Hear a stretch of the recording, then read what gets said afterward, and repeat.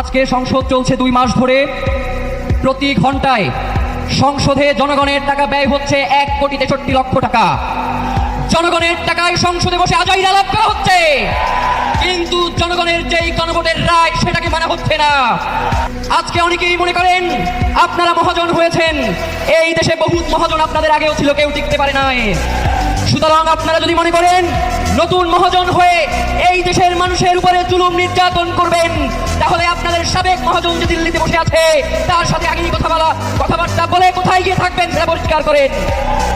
মাননীয় প্রধানমন্ত্রী, আপনার পিতা শহীদ রাষ্ট্রপতি জিয়াউর রহমান, তিনি সর্বপ্রথম এই বাংলাদেশে গণভোট কায়েম করেছিলেন। আজকে আপনারা সেই গণভোটের বিরুদ্ধাচরণ করছেন। আপনারা শুধুমাত্র গণভোটের বিরুদ্ধাচরণ করছেন না, মূলত বিএনপির জন্ম যেই গণভোটের মধ্য দিয়ে আপনারা তো নিজেদের জন্মকে অস্বীকার করছেন। সুতরাং যেই বিএনপি তার শহীদ প্রেসিডেন্ট জিয়াউর রহমান, যিনি এই দলের প্রতিষ্ঠাতা, তাকে স্বীকার করে না, যেই বিএনপি বেগম খালেদা জিয়ার কথা রাখে না, সেই বিএনপি তো তলাবিহীন ঝুড়ি, সেই বিএনপির কোনো মেরুদণ্ড নাই।